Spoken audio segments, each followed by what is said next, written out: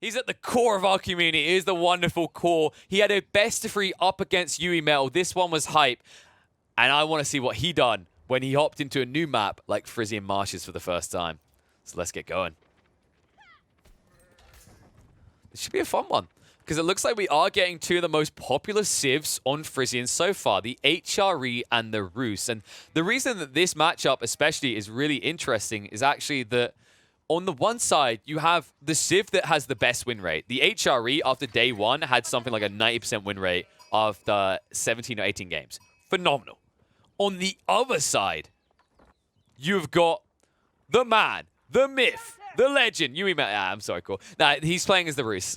the Roos are actually the most picked civ on Frisian so far. Their win percentage is around 50%, but this is where we get into like confirmation bias and selection bias, right? Like when you start increasing the number, when you start like diluting the pool, so you haven't just got your Marine Lords as an example playing Roos here. Like if for example, HRE is mainly played by your top players that are winning all the time, then of course the number's going to be looking better. But then you have to start mixing in like, you know, the Roos. If there's a bunch of low-level players that thought this was the civ as well, that's going to dilute the win percentages quite considerably. A lot of players seem to feel that this actually might be the civ. The reason why the HRE feel really good right now is because of the amount of sheep on the map. It allows you to stay condensed underneath your TC and benefit from the Arca Chapel without coming out to the map. By the way, I don't usually do the shoutouts in the middle of games, but I'm going to shout them out because I think it's worthwhile considering this money isn't going into my pocket, right? Isn't allowing me to get blackjack and hookers and private planes. This money is going to the wonderful Stack Up org to support active and veteran army personnel. Big shout out to Borgix coming through with the $54. That's our biggest donation so far. Hopefully not our last. Hopefully we can keep going, working together, guys. We're raising a lot of money here. I think this is, like, I love what we're doing here. I'm actually so invigorated. The community's coming together. You know, people wouldn't necessarily, like, bridge our nerdy little RTS together with army vets and army personnel, but here we are proving them wrong. I'm doing something magnificent in the process, so big shout out to all you who are supporting. Here we go. So Scout's moving out for Yui. How many has he gone up to now? So it looks like he's got 4 in the field. The bounty system up to 190. I'd like to see it a little bit higher at this stage, considering how quickly you can escalate. Maybe this is more on CoRe, like the job he's been doing. He actually, wow. CoRe went free scout. Wait, no, he didn't. I'm an idiot. Ignore that. I don't know. Like, I always, don't forget, the Prelate is a military. By the way, the Prelate is not a military unit. I just want to emphasize that. Oh my. Well, that's robbery. CoRe right there is returning 120 gold to his base away from YUImetal. Although he cannot get the bounty himself, he can block his opponent from it entirely. That's pretty dope.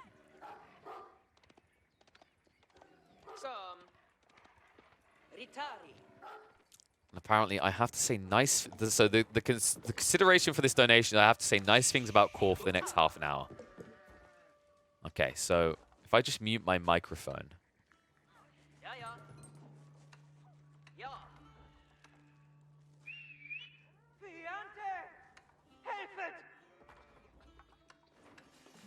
I'm kidding. Of course I can see wonderful things about CoRe. He's a magnificent observer. Let's observe how he does as a player. Let's see if he can open up this series with a win. I mean, the HRE are definitely favored right now if you look at the stats. Like I said, there is this kind of selection bias, but they are remarkable when they're allowed to just stay condensed in the corner and not having to come out and play the game. And this Arc and Chapel placement, the gold placement as well, it's going to be very hard for Yui to actually breach his base. I'm a little bit concerned, actually, because a lot of the time, Roos players are netting kills early off of the Archer Rush into, like, blocking gold against these civs that rely upon it. They're the HRE, the French are the lead ones that come to mind. Delhi as well.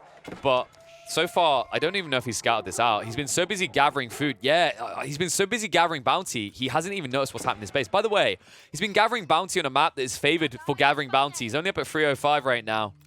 And I think there isn't much left because CoRe done such a remarkable job of yoinking away a lot of those deer, as well as the sheep and wolves. Now CoRe is going to pull back for a moment, but we'll build up the outpost. Nice choice here. This is really good. This is something people have been taking note of. Because your resources are condensed and the angles of approach are limited on Frisian Marshes, static defenses do have an increased value from a turtling perspective. And I quite like this because I think another thing that makes this map so refreshing is we are in the middle of a tower rushing meta. it's definitely the popular way to play the game. And details like this enable players to respond with that, to respond to that. Because usually the issue with trying to defensive outpost when you're being rushed by outposts is your opponent can just go around and come at different angles. So you either cover all angles or you reactionary outpost up. Now, in theory, you should be able to do that with superior amounts of villagers building. That's idle time, that's distractions, that's draw away. And that's where players have been getting frustrated a lot. But in this situation, because your angles of approach are limited as an outpost aggressor, it offers up increased value in preemptively outposting as the defender.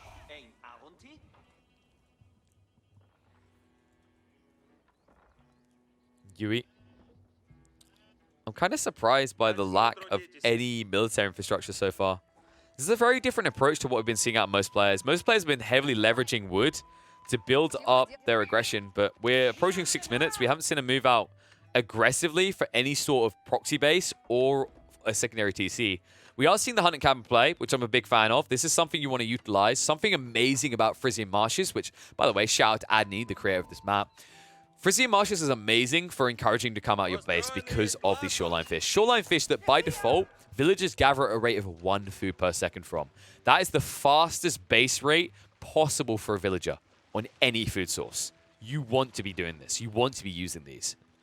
With Wheelbarrow already researched, Yui gets increased value because although you don't get the hunting rates, you only go up to, you see, the 15 with the Wheelbarrow, you still are going to benefit from like the fact that you're gathering so fast, and with the wheelbarrow you also move back quicker. So like this is really a big kind of sticking point for me. When I see people playing out onto these fishing sites, make sure you've got wheelbarrow. It makes the world of difference. It's different to when you're in a boar, where honestly you want to have it anyway because of the run out, but like realistically you can justify the carry capacity is less relevant. Speaking of the boar, looks like that is the end goal here for Yui. Interesting choice to only temporarily go on this, and he built a bad hunting cabin as well. I'm not the biggest fan of what Yu's done here. This hunting cabin placement was actually absolute trash. In fact, wait. Oh, dear God, help me. That's a tough one. I mean, it's a bit hard to be nice about this. This hunting cabin cost 100 wood. He's only getting 7 gold, and he stood there for 150 food and ran away. Good God. And while that's happening, oh God, don't let the Germans play HRE, because apparently it's their comfort zone. That's going to be an 8-minute castle age timing, completely unblocked. Oh, no, no, no. Using a pickle. And he went for the ball play, and that got scouted out as well by CoRe. So CoRe has all the info gain. Like, he's in cruise mode right now. He's actually unlocking his win conditions, and Yui's done 0 things to block it. If anything, he blocked himself with this. This slowed him down considerably. And I'm wondering what it was. Did he not know where the ball were? Because I'm starting to think that he didn't realize where the ball were initially, because the boar spawns are a little bit mixed. Sometimes you'll get the ball down towards the sacred site. Sometimes they're both up here. On top of that, look at the minimap. Can you see the minimap right now, folks, down here? There's double stone here. It makes it very hard to spot the icon quickly. I don't think Yui realized where the ball was originally, and he wanted the boar, which also doesn't make much sense, because the boar is a worse gathering rate than the shoreline fish, and also is more aggressively postured, making you easier to snipe. Oh dear, oh dear. Cool. He's going to take a slow approach to the HRE here. He went into the Regnitz Cathedral, so he's just going to look to boost up his eco first, but Knights are starting to ride out.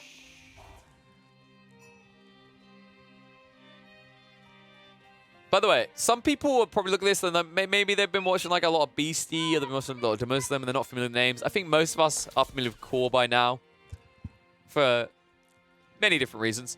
But CoRe, in fairness to him, he's consistently at the top of leaderboards. Like, this guy, like, he puts in the hours. He works his ass off, and you know what? It may not always pay with deep runs in the tournaments, but this guy, every time I check the leaderboards, he's always maintained top 50, quite often being in the top 30. And his opponent is no pushover either. YUImetal is ranked 16th on the leaderboards. And I'm not quite sure, I haven't been able to confirm this, if YUImetal and MoaMetal are the same person, but if they are, that's 2 accounts consistently in the top 20 every time I have checked week after week. This is a highly skilled battle. cool. Showing you exactly just how damn good you can look with the HRE. This opening is pretty unblocked so far. Ooh, good raid in by Yui when he was trying to build up into the mining camp to get onto the stone.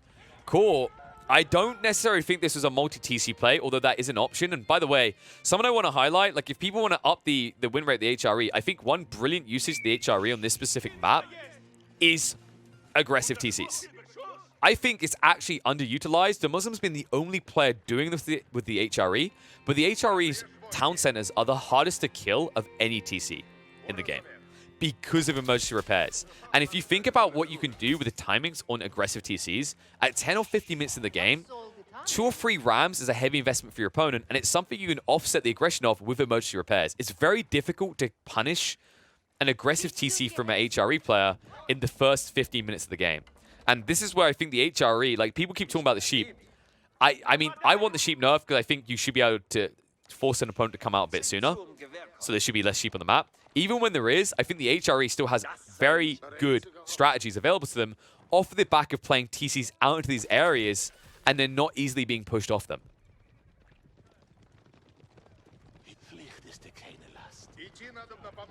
Speaking of a push, CoRe's moving out. Going towards the ball. Only 5 people out here for Yui. Dive in the meantime. Uh-oh. The berries might be saving a few lives today. Cool. The prelate is like, go. Fly, my children. Live. But he cannot. 3 villagers go down. Prelate as well. Early Knight's taking heavy damage from the town center and just a few Knights here. While that's happening, Radiants begin. And Yui, he was a little bit distracted. Did lose 2 villagers on the ball. But not just that, CoRe can now go deeper. Yui at the time does have a 6-point advantage in the villager department, but he might be exposed. Only a few spearmen guarding here. He's trying to go for the Abbey Trinity to take up the castle. And CoRe, if he splits up with the Knights, he could actually snipe out several villagers here. Dives in, poking and prodding at spears as they back up. Build up underway, so Yui in full turtle mode right now. And CoRe will need to find some more extracted value. Will not go back onto the stone just yet. Is building up a lot of gold. Does need to rebalance his macro here, as he's overdoing it in the gold department. Something that CoRe could leverage here is the fact that he's still ahead in castle. If he pulls 1 or 2 prelates, he can move out into the midfield and take the rest of the relics. And that's going to sting because Yui did invest in the Abbey of Trinity. So he does want these relics as well.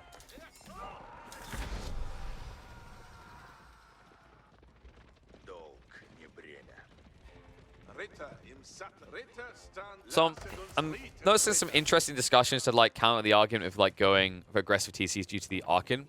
And I agree, I can see where we come from. Like, so for comparison, because of the Holy Inspiration buff, these farms usually at 0.75, the gather rate is 1.05 with Holy Inspiration. However, if you run a TC play out here, these are by default 1 food per second. If you build 1 prelate out here, you can buff an entire pond up to 1.4 food a second. Now, at that point, the risk-reward ratio is good. It's valuable.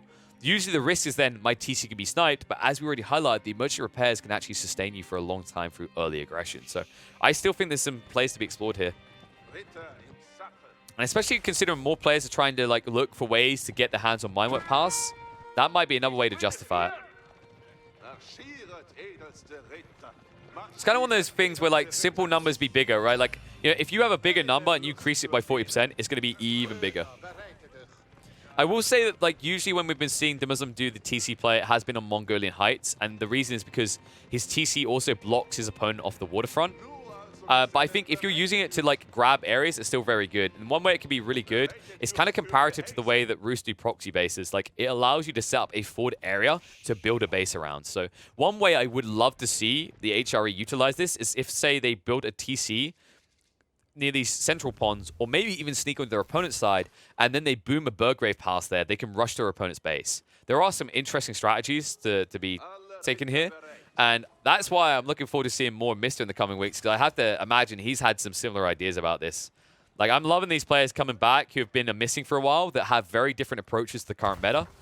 These innovations can be really impressive. And, you know, CoRe, he's going to prove to you why the standardized form can work. Like, I haven't really seen anything innovative in terms of his approach, but he's showing you why we've seen people just stick to this type of standardized HRE play, because when you do get a free game like this, when your opponent is unable to harass or block you in any meaningful way, it does make sense to just play standardized HRE. Yui only just caught up into Castle, and now CoRe is heading up into Imperial in a situation where he'll be able to eco boom, because then, although now he's 10 villages behind, he just got an additional 3 TCs.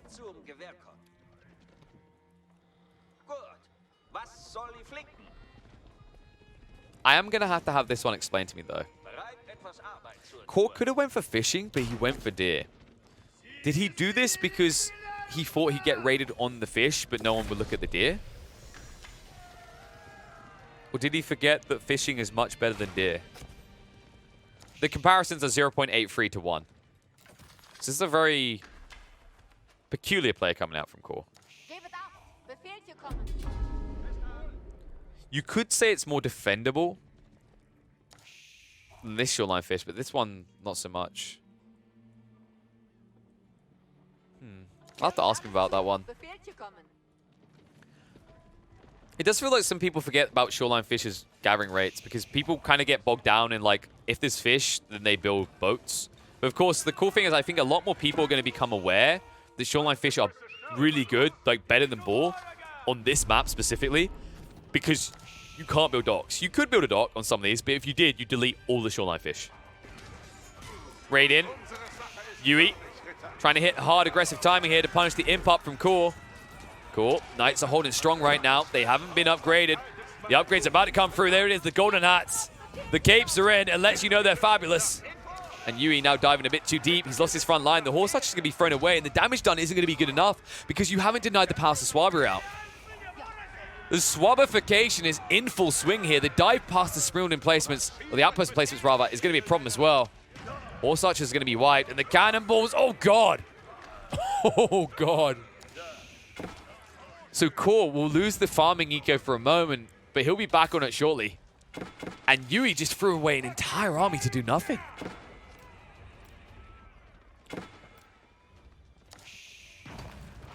I have my doubts about what you now do if you're Yui. Like I have my doubts about whether this is the right move. If you were building siege behind this, like maybe you will in a trebuchet or two, I think this can work.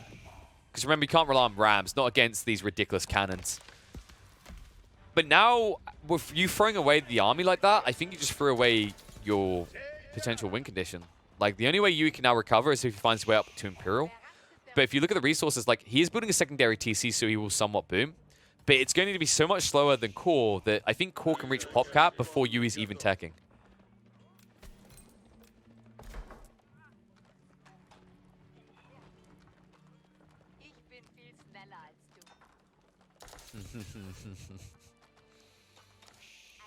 I think CoRe wants more cannon emplacements, folks. What's the giveaway? Not just cannon emplacements. He could go for a keep drop. Oh, wow. And he catches Yui moving out of his base as well. No textiles here either. The Wooded Fortress won't even be complete. You need to run. Run! Gotta be careful. These boys are two-tappers now. Up in elite status. Your villagers will die very fast this. And now you're still not trading well. You can see the difference in damage. Health increase, damage increase, even the number increase over CoRe's initial Vanguard at night. It's still a really bad trade for Yui.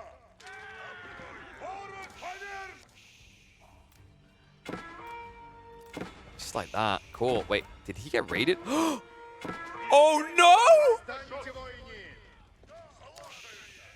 CoRe? I think he was too happy about getting stoned finally. He didn't notice.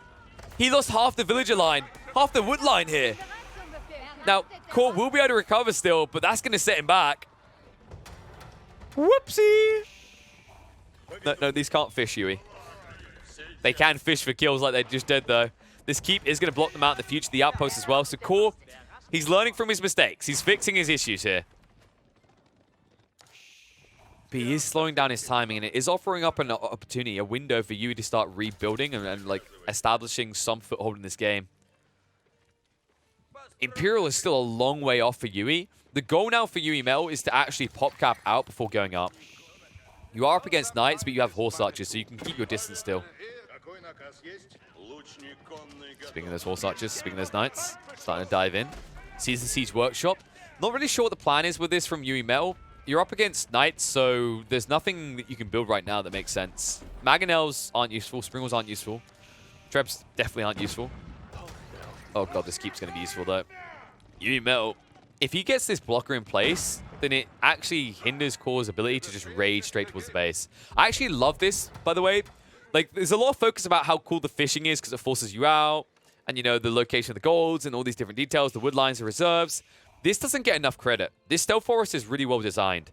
It's an element of gameplay that can reward or punish you for being overly aggressive because you need to maintain vision in this area. This becomes a very hotly contested area because otherwise you're going in blind. Like, we have God vision, so we never really give enough credit to just how scary it is going into stealth forest. For anyone who's played a game of Age of Empires 4 and Lippany and experienced that moment when you run an army into the center forest and then meet spearmen and are running knights as example, you know what I'm talking about when I say it is scary. And that's exactly why they both are getting vision of this area. Yui trying to just prevent the raid through for free. CoRe does get the defensive outpost up to make sure that he can't be raided upon. And nice use of the relic here. Very underrated what he's done. He banks in an aggressive outpost because look what it does. Sight range increase of 25%. So he will get ample warning of any assault incoming. On top of that, I believe he did go for the cannon. The cannon is going to get his damage used up by 35% as well as his weapon range. Folks, that is a 12 tile range emplacement. A bombard cannot attack that for free. Of course, to get bombards, you have to go up, and Yui is still lacking in that department.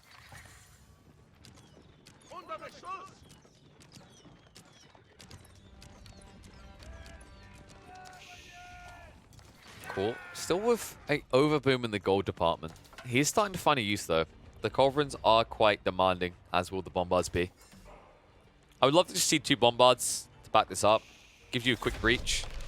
There's no counter right now for Yui. Yui's going into trebuchets. That is an ambitious choice. Also sacred sites now, so second value for that keep.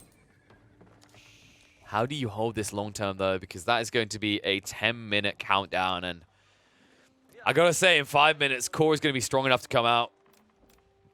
His eco is still in recovery mode, but it's been amplified by not only the gathering rates from the Holy Inspiration, but also the fact that he's got 3 relics, 2 of them being in the Renix Cathedral.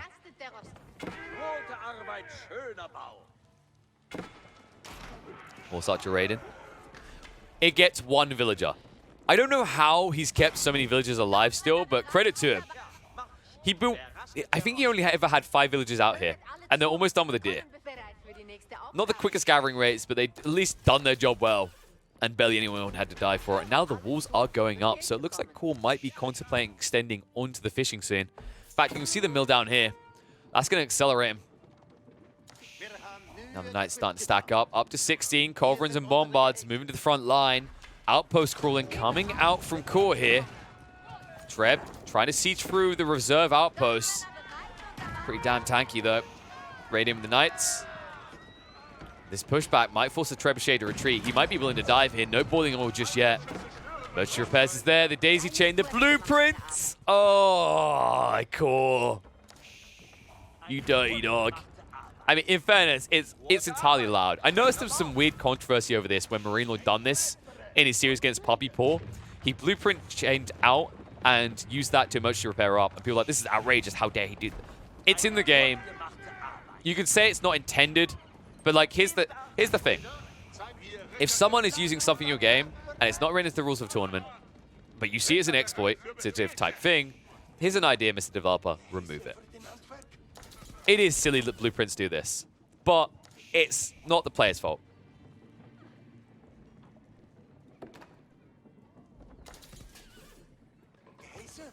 Cool. Trying to crawl more of these outposts in.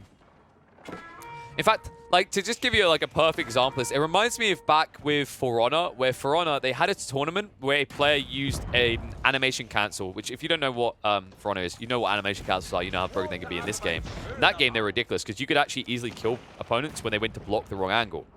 Player used that to win the tournament, and he went up on stage to receive his prize.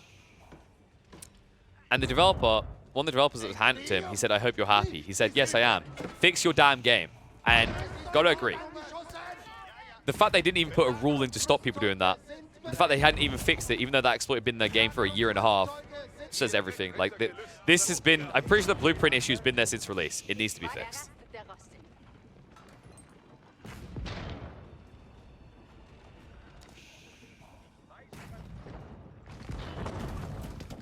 I think that's kind of the thing, like the highlight here, actually. Like, in any esports scene, if an opportunity is there to like utilize some sort of exploit that hasn't been like ruled out in rules or fixed by the devs, then the players should never be like blamed. You know, this has happened in CS:GO. This has happened in Dota 2. There's been all these kind of things. I think like CS:GO is a pristine example of how you can actually like preemptively prep these things. Where I believe CS:GO, the 5-man boost that was ruled invalid because they actually put in the rules that you can't do that. There you go. That's the kind of thing you try to stop. Like, you can do it with rulings. And, you know, over at EGC, like, we've been very careful to, like, get feedback of players on what should and shouldn't be allowed. And although this does seem a bit cheesy with the blueprints, I haven't really seen an outrage from players specifically saying it shouldn't be allowed. Maybe that's because the HRE has, for a long time, been feeling lackluster. But yeah, it hasn't been a point of complaint that I've seen out of players so far. All right, let's focus on the game anyway. We've spent a giant chunk focusing on the blueprint issue, admittedly because things have slowed down, but CoRe is now at a stage where you can begin to breach. The keep already went down. Sacred Site is now going to be decapped. And a march to the south side here. Going to force a fight. A bad fight for you. He's outmatched here. Needs to back away. That night count. We'll stop at 30. Horse Archers can't even turn around to fight right now. Spearmen are trying to march across here. Need to be careful if you're Yui, though. The Bombards and Culverins could do some serious damage to the Villager pool as well. Knight starting to march in. Spearman now coming out from CoRe as well. Needs to back out of this fight. The bonus damage is going to be a little bit too much, especially with Saint's Blessing as well. Trying to get rid of those Warrior Monks. Wrap around for the spears now. Chasing on the Horse Archers. Baits their attention. And look at this. The Knights, they stand strong. Spearman trying to hold on. They'll cover the tech up. YUImetal makes his way up to Imperial, but now CoRe, knowing this, will double down on the aggression before the upgrades can come through. And look how many Knights are left alive after that. Despite the spears, he still has 15 Knights ready to march forward and punish this. And more coming. Bombard slowly wheeling out onto the central stone. CoRe getting control here and now dropping his own keeps in the area. How the turns have tabled. As now CoRe in a situation where he can eyeball up these sacred sites. Push forward. CoRe diving in deep. The Horse Archers are being dispatched pretty damn quick here. Yui hasn't really made the full switch up. He's trying to go in the Streltsy. Streltsy, oh my, no, folks, I've seen this too many times. The Streltsy are strong, yes. They're a ridiculously powerful unit. The problem is this, look at the production speed. He doesn't have many archery ranges and they take 35 seconds. This is the weakness of a lot of plays from the Roost right now when they go Imperial. They try to rush a transition to Streltsy, a Streltsy transition that takes a long time to come through and can leave you weak in the interim. That is something that CoRe can now exploit as he starts to push in. Bombards and Culverins beginning to just reach Yui's base. Folks, his archery ranges, a lot of them are on the front line. March in. Torches out onto the Wooden Fortress. Bombards, they can begin to target down these archery ranges. Actually, the Culverins can also target down the Streltsy. Two of them will one-hit Streltsy. Well, it's not really a one-hit then, but you know what I mean. They're in position. Wait. Okay, thank God he realized. That was about to get awkward. Pushing in. CoRe. Bombards. They're going to do serious damage here. They go for the high armory first. He knows what he's after. He's after the shut triggers. The Culverins, by the way, they can still trade well. Banded Arms hasn't even been researched yet. The shut triggers isn't there either. The Culverins, if they target this outright, CoRe needs to be on point with the micro. Pushing in the meantime with the Spearmen, with the Knights. Strokes being forced away. And the Culverins trading out well. Only one Springald left. High armory now on fire. Soon to fall because he wants to make sure that extra range doesn't come out. And the Streltsy looking overwhelmed. CoRe has done it. This push through is too strong. The siege is unanswered and the siege workshops are now falling, and with it, any hope of Yui recovering is gone. Streltsy, only a few remain and GG will get called. Map number 1 goes to CoRe.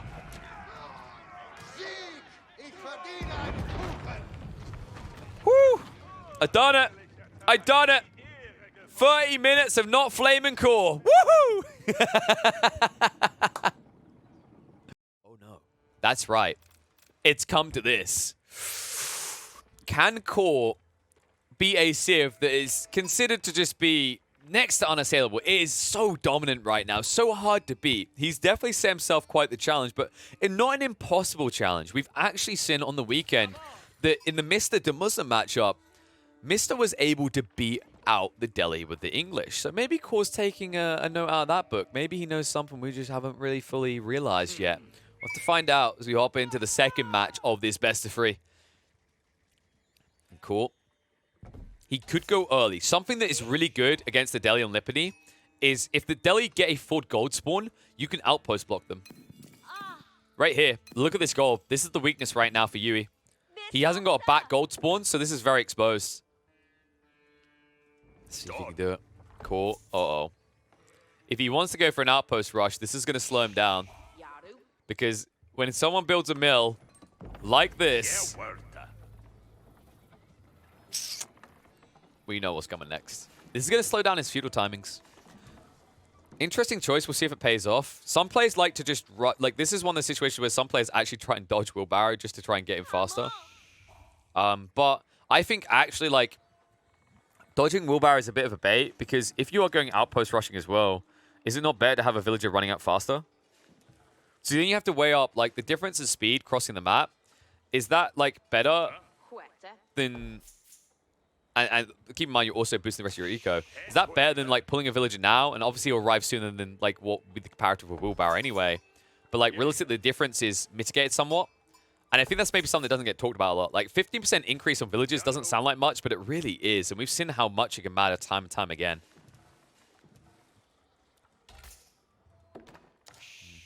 Not many people on the wood just yet. CoRe getting just enough to set up the initial farms. We'll switch over.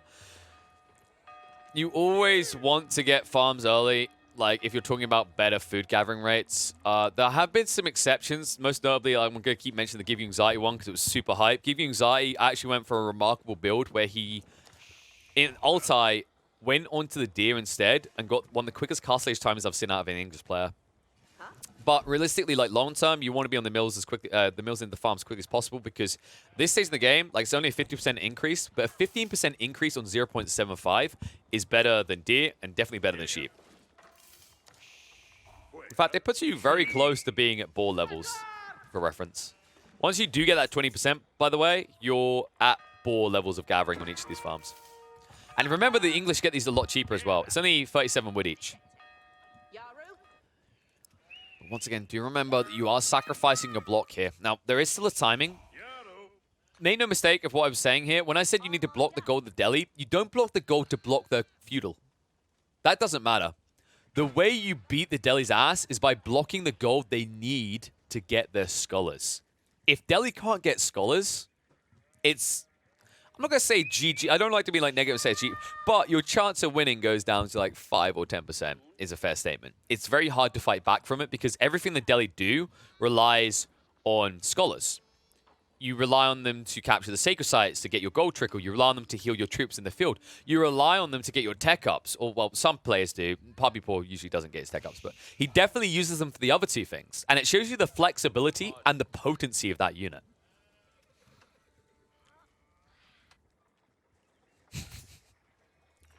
You can kind of tell when players are in my chat when I start referencing them like that.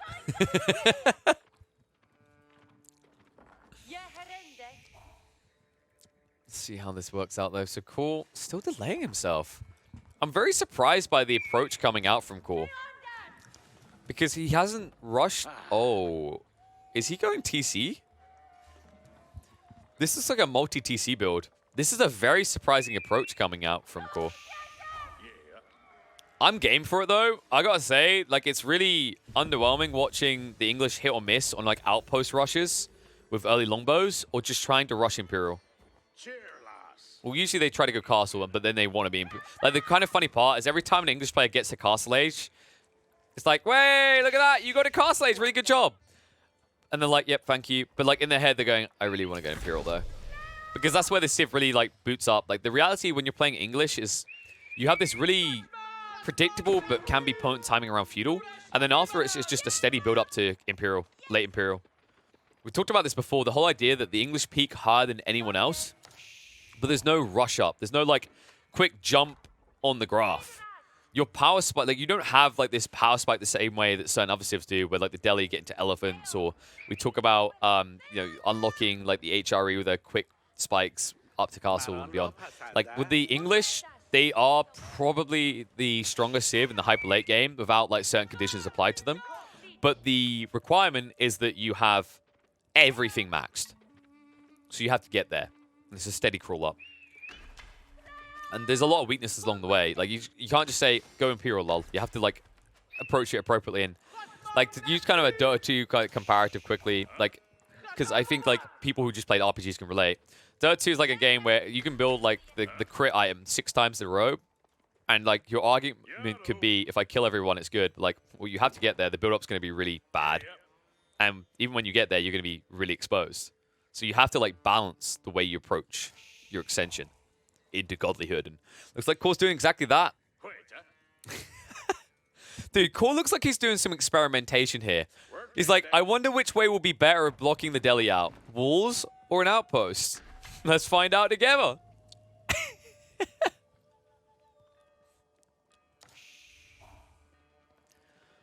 Oh, God. Like, wait, I'm wondering what the thought process is for CoRe in his choice to do two different approaches here. I think it's probably that he didn't believe he'd get the second outpost up quick enough, and oh no, CoRe. Oh my God, that was too close. He might still lose the villager. CoRe, this is the most intense moment of gameplay you're gonna see in this game. This is the most important detail, I feel like. He can't do it, no! Last time it was 2, this is 3, this might be too much. The torch!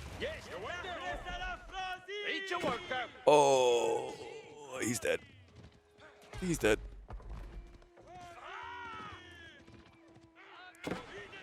Poor CoRe. So, back to the drawing board. Still gathering the stone in small quantities, but only to upgrade the outposts. And I think this is a problem because I don't believe the upgrades are gonna like be good enough on their own to stop your opponent. You need to push troops. I actually don't think you're even gonna delay Yui that long on the sacred site unless you push troops as well. Also, Yui can just pull south side because you didn't block that. In some ways, it might have been better to come down here and have been building an outpost. The reason being is that it's less likely that Yui's going to pull his troops down here, so it would just be a scholar walking down. Like, offering this up for free is now just free eco for Yui. He doesn't have to do anything to gain it, other than have a scholar walk out to gain it. Which is literally, like, that is the minimum that you can put into this to get your sacred site. You force no additional investment. So cool. I'm noticing a lack of military units, CoRe. Now, this castle up, in theory, is good. But whenever you make this choice, you genuinely have to sit there and think, did I slow down my opponent enough when they're Delhi? And the problem is, I kind of feel no. I don't think that's unreasonable to say even. This is like, he's getting his castle up at a good time. Granted. But in reality, he denied the sacred site for maybe 20 extra seconds, I want to say. And part of me feels like I'm being generous with that statement. Now, as a result, you will get 2 sacred sites for free. And he'll fight you on the 3rd. And this should allow him to catch up on your tech up within the next minute. And he'll probably slow down the push as well, because it should be somewhat obvious.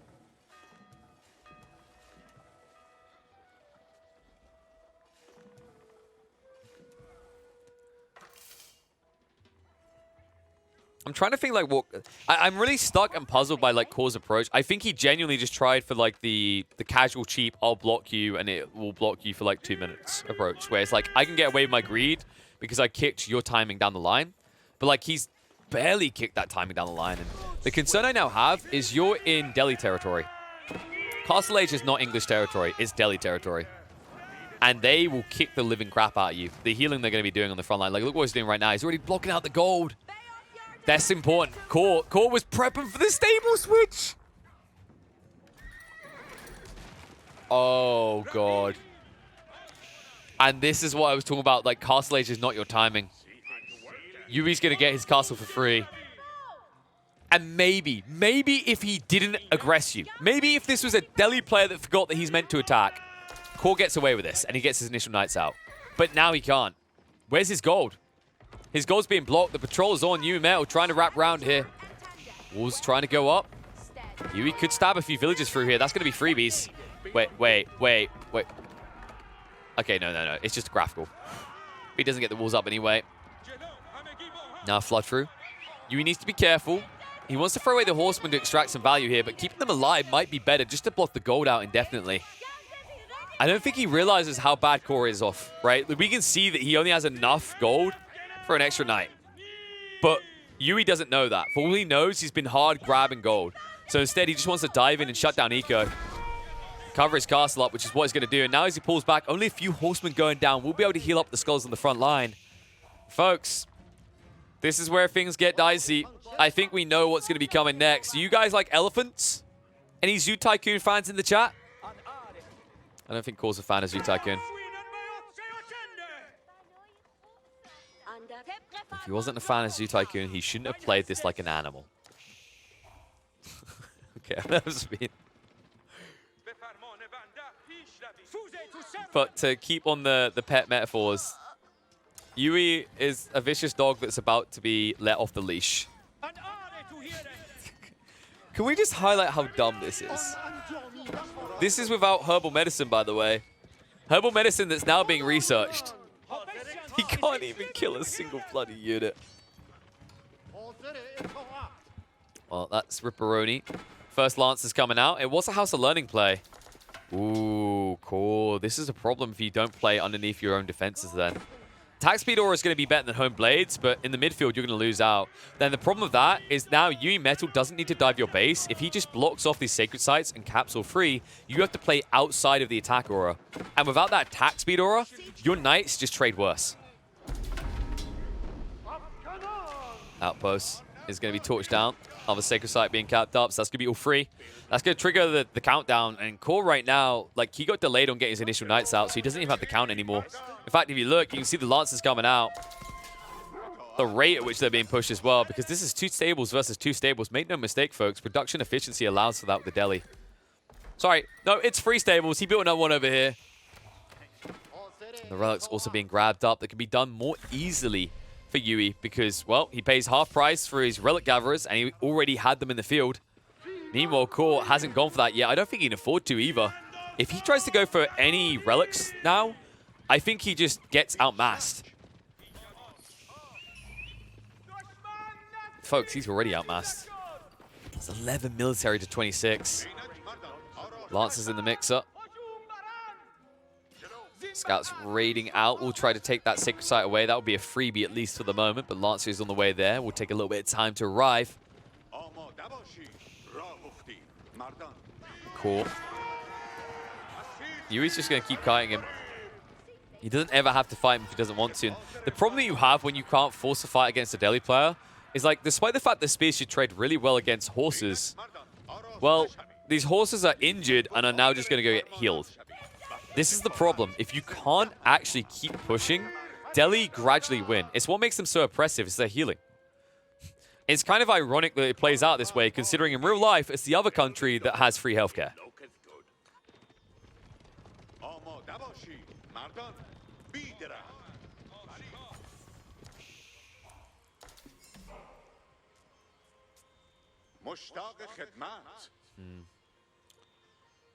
I'm thinking about CoRe's recovery point. If he builds enough infantry, he can, like, take over one sacred site. I'm just concerned that he doesn't have the production rate still. Yeah, he really doesn't. And also, his gold is still only being gathered on the front side of his base. He's invested hard to defend it, but it's still not unbreachable. They're not even fortified here, so they can easily be blown up. And I think Yui doesn't even care to come to him. He's just going to block the sacred sites again. This is what I was highlighting. Like this is the oppressive nature of the Delhi. When you give the midfield over like this, when you try for your own eco greed, in maps like Lipany especially, they don't have to come into your base. And that is a double downer for the English, because the English, the only way they recover now is if they get Imperial. The problem you have with your core is it's going to take you more than 10 minutes to get Imperial. And also, because these trades haven't been good and the army just keeps building, Yui is reaching like an unassailable point for core. And once 2 or 3 elephants, there's the time. Well, I was about to say, once 2 or 3 elephants arrive, he's in trouble. Talking about time and Salami coming through the raid, it seems perfect. He gets in just in time to watch what's going to look like a Delhi victory here. Just get the Salami professional take on this. How screwed is core right now? On a scale of 0 being chastity belt to 100 being full-blown gangbang, where are we at here?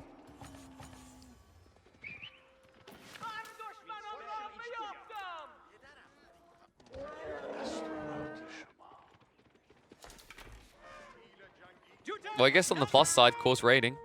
There's always that, right? Oh god, I really am reaching, aren't I?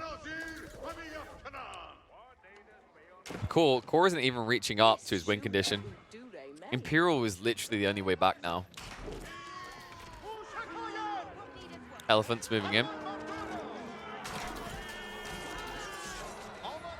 What can you do here? Yui. The healing. Look at the healing. This healing's ridiculous. The spearmen are doing no damage, even to horsemen. Oh, good god. He's in trouble. The English just can't play like this. You can't play this stage of the game against Delhi. You can't allow them to build up this freely. He needed to be aggressive earlier on. I think that's the mistake made here. He thought he could just get away with a full boom. He was wrong. Because, folks, the only thing going boom in this game is course base. And I do believe that we're going to need a 3rd game here to decide this. That there's no way back. The Delhi is just going to stomp you out now. It's a crotch stomping at this stage. Yu takes map 2. Upside for our boy in red is at least he'll get to decide the 3rd map, the deciding map, as we are going to be going for the 3rd game. Score 1-1 apiece. Who's going to break it? Who's going to take the dub? Remember, these are best of 3s. Single elim each week. Cool. Yeah. God, I don't even want to say one. I was about to say, would this be his deepest run in any tournament? Because he has admittedly struggled quite a lot. Now, this is only the weekly. But even if he could make it consistently to the end of each of day 1s and then maybe get picked to the post, he might make it to the monthlies. I'd have to like check the numbers, but it's fair to say like Core is a competent player. Like I could easily see him being in the monthlies. I wouldn't say I'd like consistently put him in the top 4 to make it through the monthlies or maybe like top 6, but he's on the edge. I think like the cool thing is like the experience is starting to pay off, and I think the cool thing for Core is like we meme on him for getting his ass whooped by Beastie 24/7, but I think there's actually a benefit to it if you can actually decipher why you lost. Like it's that classic adage with chess players, right? You only get better by playing better players, and I think that's really true in anything you do. You can learn from your losses. Core, he's definitely got plenty. Okay, I'm gonna stop now. I'm not even gonna finish that. That's too much meanness to Core for one day. He's a wonderful lad. Let's see what he can do here. Has got a brilliant spawn if he wants to go greedy behind. He's got reserves behind him. That's going to be more important for Yui, though. And looking at Yui's spawn... Oh, did I forget that you banned that word? Whoops. Wait, that was 8 minutes ago. Let's see what the Rus can do in this situation, because if we focus on the Mongols a little bit, everything is forward. This does offer up an opportunity for the Rus to block you. I haven't seen it in a while. The person that did do it, that was really damn good at doing it. If you guys remember, I believe it was week 1, we saw 3DB beat Lucifron's ass on Highview by rushing him with wooden fortresses. I believe that was the Delhi Rus matchup. And this layout offers up that same kind of opportunity where, although it's an expensive investment, the Roost player can move in and block off key resources with Wooden Fortresses. I have to see if he does something along those lines. And in that game, of course, we did get the TC as well. Basically yoinked his whole base. I'm not sure if I would say this player specifically would make that type of play, though. I've seen him play this Civ a lot, and I have to say, whenever I see him on the Roost, he tends to be kind of more, not fully reserved, because he will do archer rushes, but like it's not this all-out of left field, weird kind of TC drop in your base type level of play. Even though that this would probably be the best generation to do it to a Mongol player on. Instead, YUImetal should get a free opening. We'll be going to stables as well. Interesting choice here, but makes sense when you consider you're up against the Rus. When you're playing against Rus, the most likely unit they're going to push is going to be archers. It's just the most cost-efficient unit for a Civ that gets an additional 20% wood on drop-off, considering the archers cost 50 wood per, and only 30 food.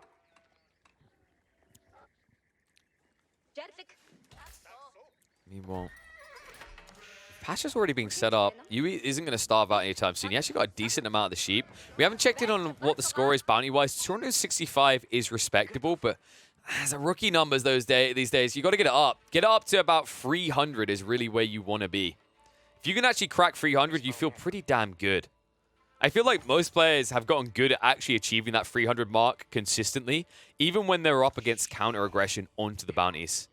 But looking at what's left on the map, it seems like it might only be boars. And looks like all the sheeps have already been clubbed down.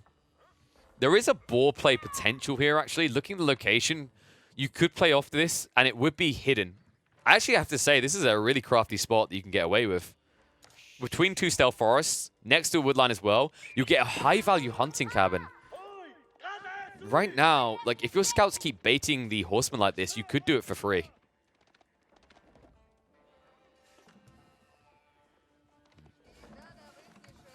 I'm wondering what the bans were between these two, actually. So what have we seen so far in this game? In this series, rather. We've seen both had Bruce, so no one got banned on Bruce. I imagine HRE was banned away from Yui. Or French. Actually, now that I think about it, I remember the early days of watching YUImetal. They were French enthusiasts, so French would make sense as a ban. Because Frisian Marshes and also maps like, you know, Lepini Highview, they can all function there. And it's just like an all-rounder good pick. And I imagine that CoRe was blocked out possibly from playing French as well. Or Mongols. Actually, Mongols. I think Mongols would make sense for CoRe's ban.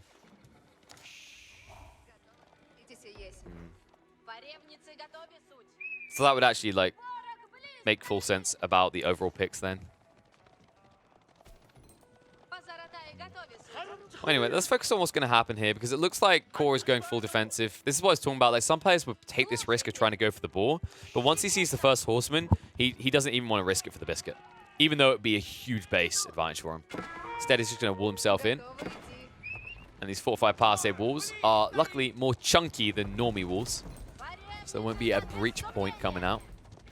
And it looks like I was right. Yeah, he did ban Mongols for CoRe. And CoRe banned French. Damn. Damn. How did I have the perfect read on that? Okay, guys, I need to go outside and touch some grass. I spend too much time watching these players. Villagers pulling back. That was very greedy. CoRe went onto the back deer spawn, and that's the other reason you want to wall this in. Nice move coming out from Yui. We'll stab in. We'll block him off, and mistakes made by CoRe here. He was going ultra aggressive. He was going for a fast castle, and Yui read it perfectly with this aggression. So now you have to invest into the stables, a prolonged feudal. Admittedly, Yui has slowed down his own tech up into feudal, but it's worth it because you caught CoRe being the greediest mother ducker of this series so far. Maybe he made himself a little bit too obvious considering he was doing the same level of greed, actually like maybe slightly less in game number 2 when he's playing as English. I can't blame him for it though. If I was to get a spawn like this with a small gap at the back and the defensive woodlines, I would also be tempted to the dark side of greed.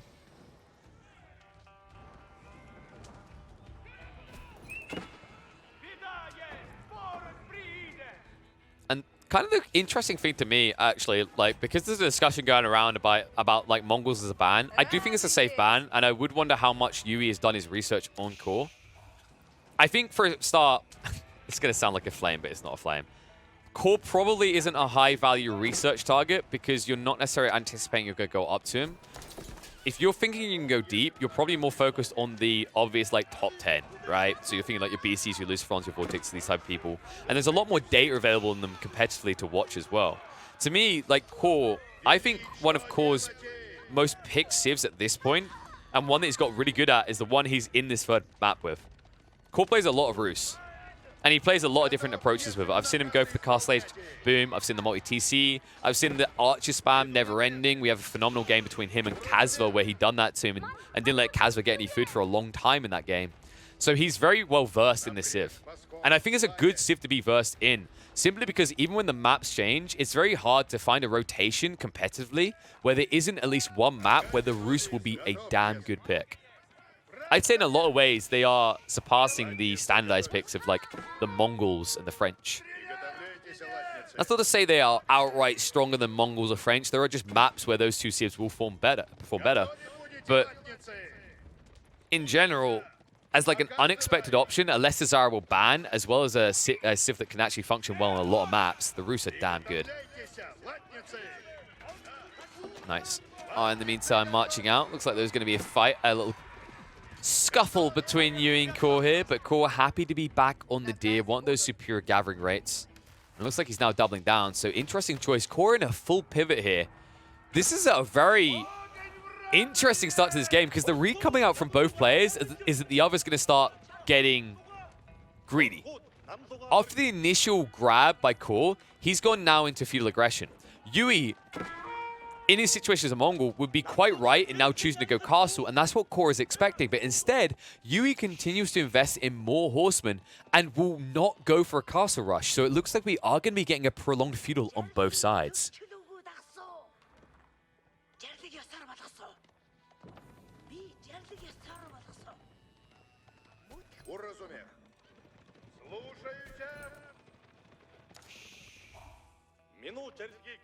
I wouldn't be surprised if CoRe considers sneaking a secondary TC soon. He's slowly actually amassing for castle. It's really weird to think about the dynamics. Like, you know, one player sees one more knight, one player sees two more horsemen. They're back and forth then thinking, okay, I can get away with castle. And they're doing it at the same time. It's actually pretty remarkable the way they're reading each other. Oh, well, I say reading each other. They're reading, but then they're incorrectly reading, where they're like, okay, this person's going to continue to aggress. Because now both of them are looking at castle. It's going to be a nice crawl up as well. I still like the idea of a secondary TC afterwards for CoRe, but he wants to get castle first into mid-map control because he wants the relics. And actually, these relic placements are pretty beneficial, especially if CoRe starts trying to join up the northern expansion, which I'd totally be on board with because I think this is a prime location for a secondary TC. Something you can usually very easily access as the Rus, courtesy of your trade. Courtesy of your Golden Gate, right, with the supplies. But to do so, he will have to get on the gold a bit more. So far, he's been making his way up to that gold without being on the veins at all, actually. He hasn't touched him.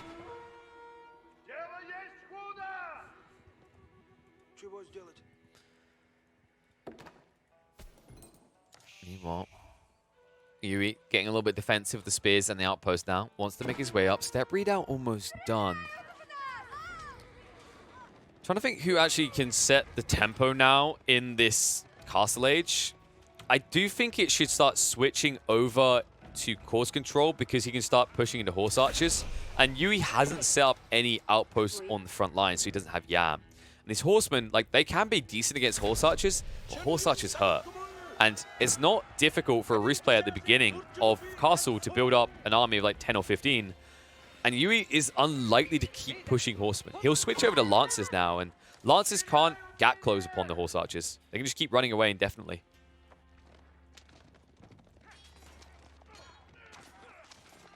CoRe is going to get his first Monk. Able to do so via the trade coming out from the supplies. Still not going on the gold, though. This is just your old school Rus entirely. Now, this is where you kind of be really frisky with mix-up. I do feel like this is the build I see most frequently on this map. No matter the player, when Rus players are playing High View, they still seem to be playing the 2021 Rus meta. The Horse Archer only one. Where you don't touch your gold at all, and you get away with getting these Warrior Monks out that will get you gold to afford upgrades via this supply trade. And you saw him use it again for an extra 150 gold. So we'll queue up an extra monk. And remember these monks, you know, they're not too pricey in that regard. If you didn't have the Abbey of Trinity, you would be paying 200 gold and 40 food. But courtesy of this landmark, they are very affordable. Now the horseman. Uh-oh. CoRe's being greedy. He didn't guard the warrior monk. He just wanted to grab the relic and assault into Yui's base. Now, the good news for the warrior monk is he can make for the Wooded Fortress. Bad news is one of the villages will not have room inside for them. Oh. Wait. What is CoRe's plan here? Okay, guys. We're going to go for a listen in with the warrior monk here. Crap. Run. That's the thought process. That's literally the thought process. The problem with the move he just made is, like, it didn't deter going near the Wooded Fortress, and he just revealed his eco expansion. So Yui might think about raiding there in the future. And he would find some value to do so. Horse Archers in the meantime did snipe out 1 or 2 villages. Couldn't find too much due to the fact that there are outposts in this area. Now, outposts in the center. This is what you needed to block because you weren't able to. Now, relic control is going to start shifting towards Yui. Look at this move coming out. The network of outposts to block out relics. And because you killed off the first warrior monk, CoRe is yet to pick up a single damn one. Okay, I lie. He got the back one. But that's the only one he's getting. He's going to have to fight for every single other relic in this game. And remember that this is a Castle Age Mongol, which means that these outposts have Springald emplacements. Springald emplacements that will make short work of the warrior monks. Ooh. Thinking about, like, the dynamics of play now, like, how do you actually deal with these easily? Horse Archers doesn't work now. This would be where you need to start gathering gold, because I think you need some knights. You could choose to get into, like, 1 trebuchet, but once again, you're going to need additional gold for that. And before anyone says just ignore them, lol. No, like, I think the issue with ignoring them here is every time you run back and forth to Yui's side of the map, you're probably going to lose, like, 2 Horse Archers. And it's just free trade at that point. Like, it's not something you're getting much in return for. Also, keep in mind, the other issue of these outposts isn't just the fact they kill you. Look at the vision barrier now. You're moving blind in this game for your CoRe, and Yui can see everything you're going to do in the mid-map. That's bad. That's information gain for free you don't want to give over. Wololo. Ooh, not quite. Not quite. It was so close. But the final round of stabs came through just in time. That actually would have been big. Those would have been the horsemen he needed to burn down some of these outposts. So blocked out again. He at least moved the relic a little bit. He did move it out of range of the outpost. Maybe he can get a second relic, but I believe there's already a grabbing. Yeah, Yui's already on his way back. The other annoying part about dealing with the shamans, dealing with the Mongols in this layout as well, there's so much value in outposts. This is actually why a lot of players value Mongols pretty highly on high view. There's actually a lot of value in these midfield outposts. You use them for the Yam, so you can move troops in for raiding, and also that raiding is hidden by the stealth forest. You can move out your shamans more quickly to pick up those relics due to the Yam. And then on top of that, these outposts give you vision on a map where you are seriously starved of information. And you can see this encompassing, this encroachment, right? He's entrenching himself outside of CoRe's base. CoRe, I think this is going to be the secondary TC. I think he's just going to go for Imperial now. You just want some bombards to roll out on this stuff.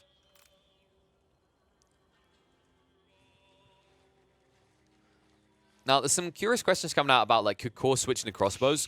Right now, CoRe doesn't have great reasons to switch into crossbows. Remember what we said about Yui? That if they push into lances, they can't gap close horse archers? Well, Yui agreed. He's only been pushing horsemen. Crossbows are irrelevant here. Crossbows do nothing for you. Crossbows die even faster. And the problem is you can't even take a fight in the midfield because if these outposts are ever standing, look at the movement speed now. 2.16 on the horsemen. They will run you down and wipe you out. So if anything, what CoRe needs is a switch over into knights. He needs something that can deal with the outposts, and he needs something to frontline. I think actually what CoRe's going to do here is he's just going to mass horse archers and build cannons. But you can see he's struggling. He's actually reinvesting again. But he's at least prepping the stables. So Horseman, Knights, either way works, but you need one of the two. More relics being grabbed up. How many is that now? It's going to be the third. And CoRe. Oh, buddy. You're only getting one. I love how Yui even puts an outpost back here just in case. Yui's not only going to be getting 4 relics to 1, he's also going to be getting 2 sacred sites for free. So CoRe is very, very far behind right now. And you can see the outcome of that. He's built up an amassment of horse archers that once again cannot deal with the outposts. And on top of that, he's now going to have to deal with the fact that Yui could easily reach up into Imperial Age.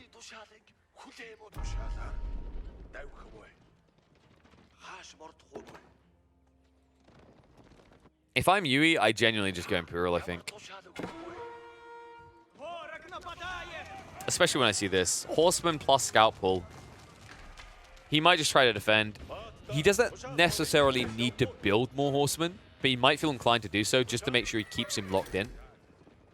And in fact, yeah, this is going to be a dangerous fight for CoRe to take. If he dives into the next outpost, he does so blindly. This one wasn't too bad because it was on the edge of a stealth forest. If he goes in here, this is death. This right here is death. This here is your nice little park forest, you know, where there's like some squirrels and some foxes. You like squirrels, right? Bear territory. Stay out of the bear forest. Oh, this is the mid ground. There are wolves in this forest. And here they come. Get back. Get back fast. Because you're going to lose several horse archers on the retreat. And that's the problem right there. The Yam, the chase down is so threatening. Yui does need to back up, though. Do not play out the forest. Stay in the forest eternally. Be a little tree camper. That is where your strength lies. Cool. He's at least getting into farms now, so he has infinite food. Could benefit for some more hunter cabins. Should be going on to the gold now. Has set up the mining camp. This is where I'm expecting him to think about Imperial. Because breaking out is just too costly. I think every time you try to break out, you're going to lose a lot of troops. Now that you see this horseman count, you can't just assault it.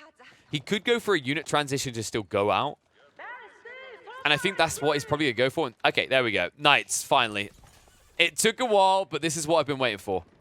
This is where he can break out. Now, to the reason of why he doesn't just rush Imperial, CoRe doesn't want to rush Imperial because now Yui's sitting outside of his base, and if he does so, you just invested 3,600 resources where your opponent has invested it possibly in military. But now that he has Knights in the mixer, the Horsemen can't fight. They will not fight well anymore. That's why he's going. Outposts starting to be taken down. Backstab coming in. CoRe knows it's coming though. Has full vision. Tries to back away. Horse archers stand their ground. Defensive arrow coming out from Yui in the meantime. Scouts to block out this assault. And the Scouts plus Knight play might be just what CoRe needed. As he starts to reach out. Wooden Fortress in the center also gives him vision on the flank. And folks, CoRe is transitioning again. Now the Rack's coming out. This should be a play into the spears. Could be the man-at-arms as well. I actually think that the Scouts work really well with the spears here. It's just cannon fodder followed up by melee damage that matters. You force a transition out of Yui at that stage, and then you still have the backup transition of men-at-arms. And oh, well, you look at that. This is going to work out even better. Folks, the transition coming out from Yui is to go into Crossbowman. He's about to be heavily discounted.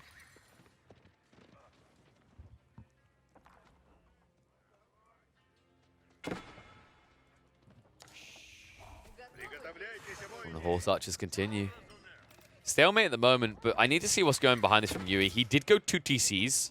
This is actually a big deal now. So he's keeping the difference in villagers count between them very small. And now has the lead off the bat that he has the relics.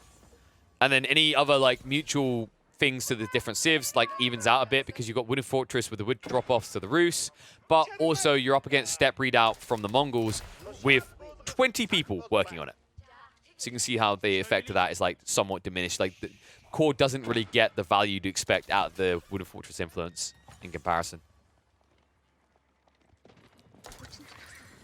And Yui, so far, like the way he was utilizing this gold, like he was starting to switch up into Lancers, but now the Mangonels that could break him.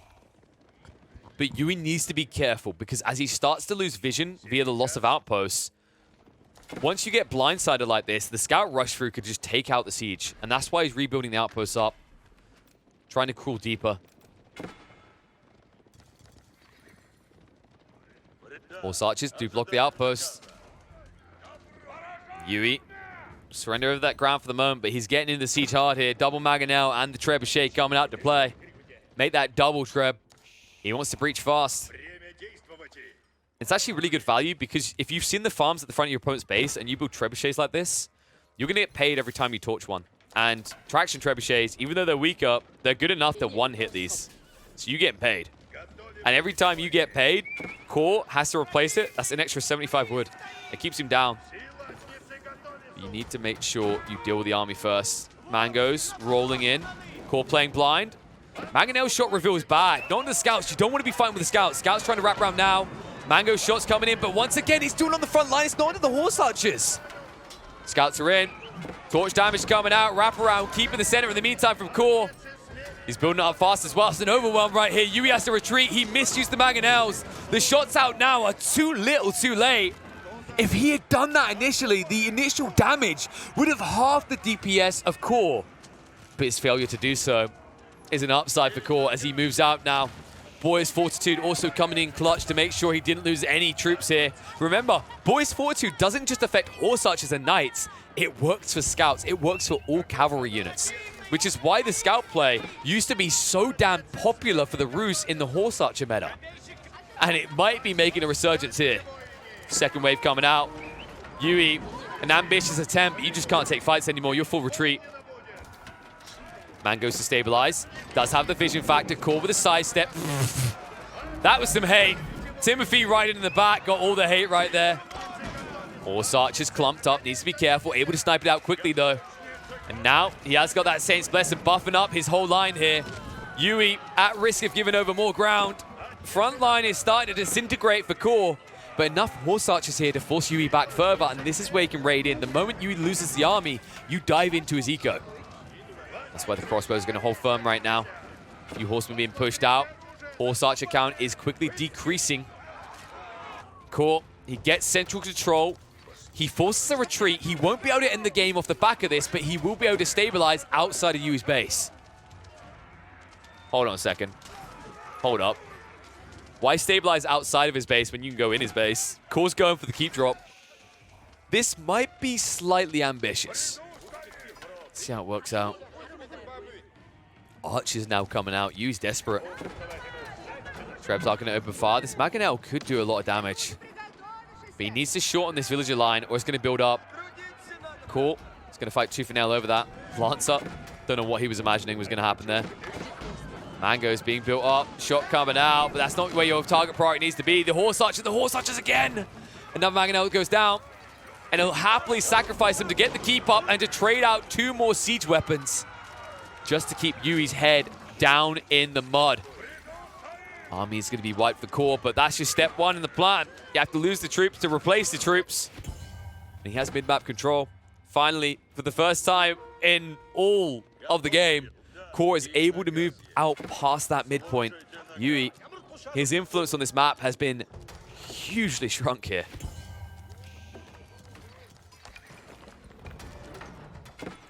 CoRe. If he brings out like a few villages, I don't think these traction trebs will do enough damage either. For me, Yui's kind of hard stuck at the moment. It's going to be difficult to get out of this because this keep, like if another one comes up anywhere in this area, you block off the food supply. This is the issue you now have. Yui, if I was him, I'd be making a waypoint behind this to be safe. In fact, right now, I don't think he's got enough sheep to keep... Oh, God. Yeah, he doesn't. Oh, God. Yui mismacroed. He didn't balance his eco correctly. He doesn't have enough pastures. Look at what the villagers are doing right now. This is a sign that you're not pushing enough sheep. They're moving out to the pastures and clubbing them straight away. The ideal situation is you have just enough sheep that they're moving towards your TC before dying. This is going to slow down his food gains, and it's going to slow down his ability to keep an army pushing.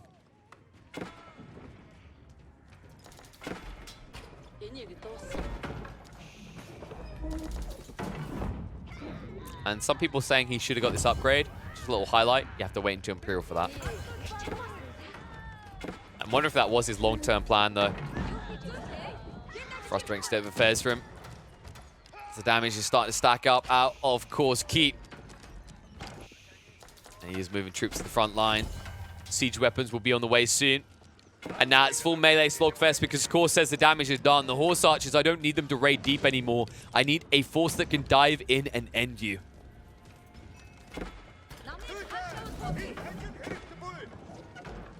Some people will argue that maybe Yui should have been going for Imperial, but keep in mind, like, the time, like, he was reinvesting in army and his food still has this balance issue. I think that's why he can go for it. And if he goes for Imperial now, you're DOA, dead on arrival. And you can see, like, this is what I was talking about. He had too much work on the sheep. He's on the berries, and look how quickly they get drained. This isn't going to last long. While you're trying to build up, CoRe is beating you to pop cap. Military force on the front line. Keep is going to be repaired at all times. CoRe hasn't even started pushing the siege yet. Has got gaps in his economy himself, as he needs to start trading into the wood he so desires.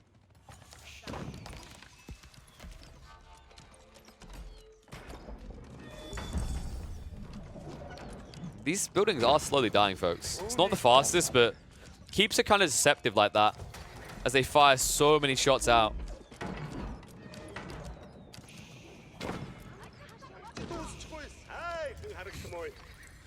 So the problem for Yui right now is if we check his eco, you can see he's barely got anyone that was working on wood. I think he just switched that over.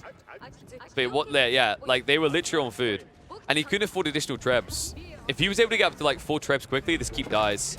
But now he might be in a bit of a pickle. Yui's going to try to tech up, but the moment he does it, CoRe will jump him. Or he should jump him. I mean, you see CoRe is slowly building up reserves himself. So with this gold vein, he might be inclined to go Imperial as well. It's a decent matchup for the Rus, actually. I think the strokes in these current compositions could be good. And also the cheaper mangonels to deal with everything ranged. Like, that's the difference making them as. Now, you can talk about the spring walls being really effective, but my issue at this point for Yui is like the build-up.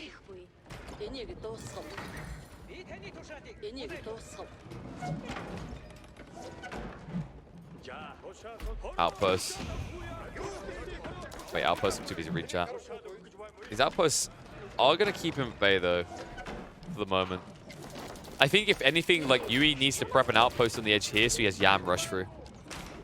Cool. This keep isn't dying. And he's changed targets. He's trying to take out the villagers. But CoRe's ready to go. He's at pop cap now, so he has 2 choices. Tech up or rush in. And he might just tech up. You don't see a clear target just yet, but you do see Yui reinvesting. So in CoRe's mind right now, he's wondering whether Yui can even afford Imperial. We can see that he can. He's just a little bit of food away. But right now, even if you can, you have to question whether you should. You're not in a position to do so because you're under fire. If you tech up, your opponent will rush you, and it looks like he's going to rush you anyway. Springel's moving in. Horsemen lead the way. And Yui's doing it. He's going up. It might be the worst time to do so as well. Mangonel's being targeted out here. Brings one down. Horseman should be able to get rid of both here. He marches in with the Horse Archers. Spearman follow up as well. A lot of siege is going to be burnt for Yui. And the White Stupa is being... Where? Where's it being built? It took him so long to get across to it. That delay is also going to hurt him further. Traction Trebuchet is being chased down. Horse Archer is able to peel away. This crossbow battalion is too big, but the split off is favorable as CoRe makes his way in, and he's making his way in towards the upgrade. Landmark. CoRe, look at it. Look at it. Gasp and laugh. He's in. He can assault here. He just needs to attack the villagers. This could be doing serious damage to YUImetal. Straight away, we'll start targeting them out. Spearmen are being sacrificed to crossbows. A few of them will peel off to deal with the villagers, though. This going to slow down the tech up timing and hit into the eco of Yui, as Yui is below 80 eco. CoRe unleashed at 120. But he is now stuck in castle. He has to replace the lost army. Oh my god, he didn't even complete it. He pulled the villagers back. This delay actually stings you. Look how quickly CoRe is rebuilding the army. Up to 150, isn't slowing down, has got central deposits for gold, and that's another issue right now for Yui. He made his way up, but his gold reserves are low. Look at the backside here. This is it. The 4K and then the relics. Meanwhile, look at what CoRe has. Big fat stack over here. Another stack over here. Only now extracting on the central gold. And he still has a reserve in his back corner.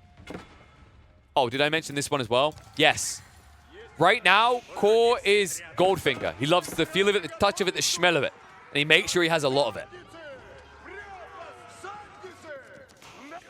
And why is this important, folks? Well, CoRe can now go Imperial himself, or he can reinvest now. But if he reinvests, he can still go Imperial like 3 armies later. Because he has the moolah, the money. Yui, the issue he now has, he made a 3,600 resource investment and lost a substantial chunk of his villages for it. He's halfway up Craps Creek without a paddle, folks. The only redeeming quality is at least he has bombards now. So he can at least get rid of this keep finally. This raid-in is going to be pretty inconsequential. As a cheap crap army of CoRe is starting to reach Zerg levels again. Just think of the damage he done last time he went to Yui's base. He can do that again. He could shrink Yui's eco count down to 50 for the next assault. Meanwhile, this is doing no shrinking. I think he killed 1 villager. All you've done is allowed CoRe to get a nice little trade on the side while he builds up to pop cap.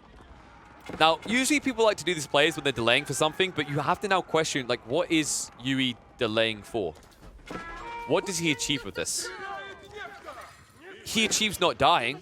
There is that. And he did get rid of the keep. But will he now go on the offensive? I think it's very difficult to do so. Yui is in a state of recovery. Like, he needs to get his eco back up to 100. If you just look at the incomes, like, it's a big difference. And CoRe uses that difference to his advantage. He pop caps up, and then he techs up. That's going to be the high armory. With the siege workshops prepped, and... Ooh! Ooh! Did my boy just do a min-max efficiency there? Is that German efficiency I see? Look at that! These siege workshops are just in range of the high armory, so they should get discounted. Damn! Look at this guy! Look at this guy right now! Oh, and they are. Look at that. Juicy discounts coming out. 20% off. Black Friday deal sale for CoRe. Hard into the siege now. And Yui. Oh, here it comes. Worst timing for him. And CoRe upgrading. Not too far off. Less than a minute to go until he's got the elite horseman. And remember, those horse archer upgrades, they could be coming through as well. CoRe hasn't clicked them just yet. Might want to fix that. Then again, does he even care about the archers? He could just hard pull horsemen now.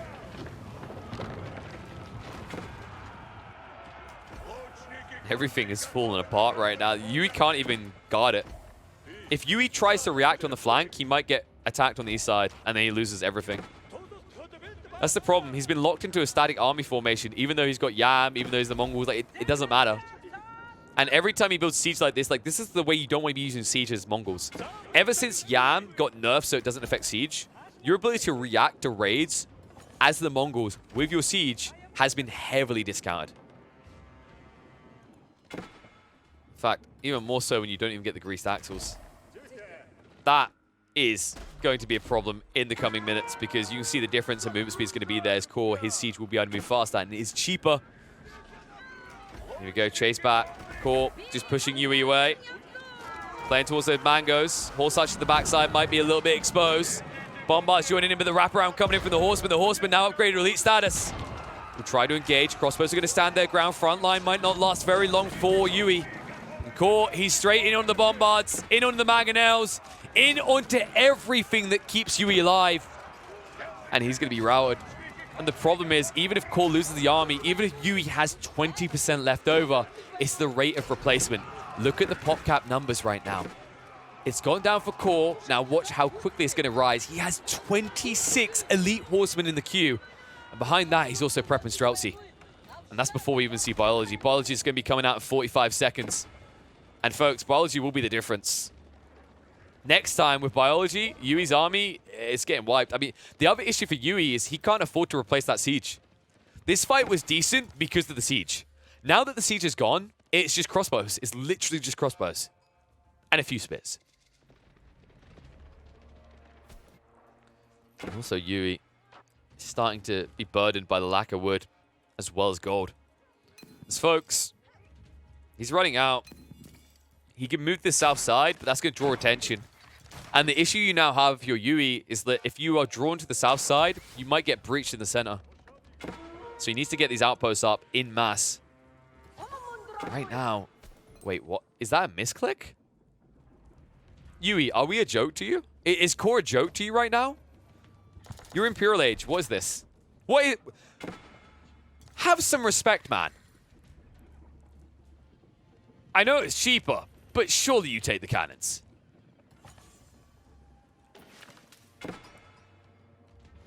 I don't think he's even realized he can get cannons.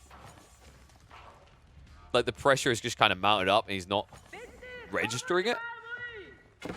Before anyone says, you know, they're more expensive, YUImetal has 1,600 stone in reserve. In fact, another detail to consider here, he's not even double producing with stone. He could be getting a free bombard right now.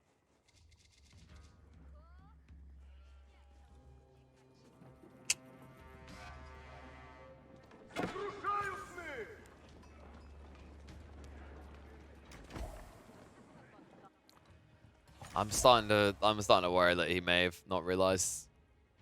We're gonna see with this one. If he actually like clicks up the springwood again, then I'm face bombing.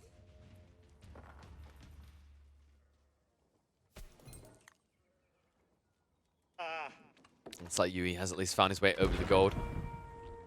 Bombard's starting to breach on the east side. By the time they get through this, there's going to be practically no gold left. Horsemen are trying to wrap around. Won't be able to easily dive in unless they want to die. The problem is this. This is what we talked about. You've just shifted your attention to the east side. So what happens in the center? CoRe pushes in. He catches you building these up as well. If only you had a cannon upgrade. The damage you could be doing right now. Crossbows are good at defending this area. Springwell's long range is hammering into this. Wraparound coming in. Yeah, I don't think Yui's realized. I actually don't think Yui's realized. Like, you have plenty of stone. It's more pricey, sure, but like, it's worth it in this situation. Maybe he's a Cossack's boy. Maybe he thinks he needs to pay iron and coal. He doesn't think he has enough of that and like other gunpowder units. Well, this time though, folks, notice the difference. No siege. No ulterior motive. No requirement to dive and sacrifice the CoRe. Instead, he will chip away at the crossbow death ball. The only thing that's death bally about this is how quickly it itself dies.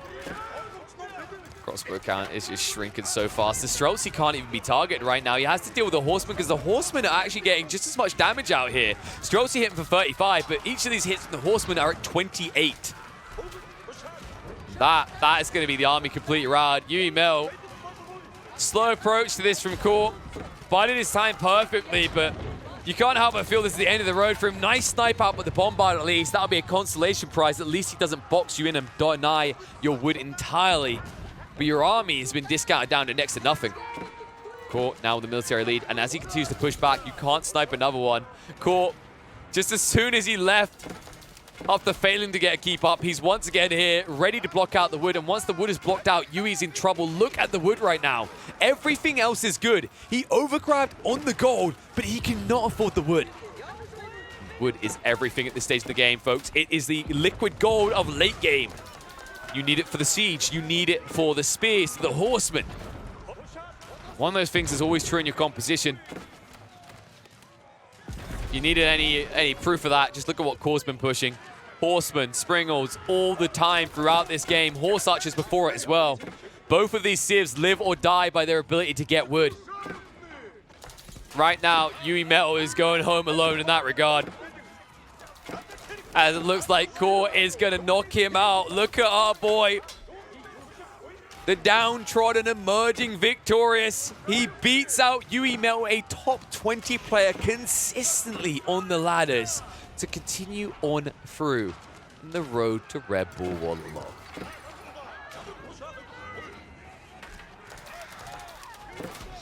The game needs to end. I can't keep looking at this. I can't keep looking at his sheep economy. I'm losing it, guys. He never even turned this into an Uber. It's over. It's over. Mongol players right now are taking deep breaths into a bag. Copium is needed.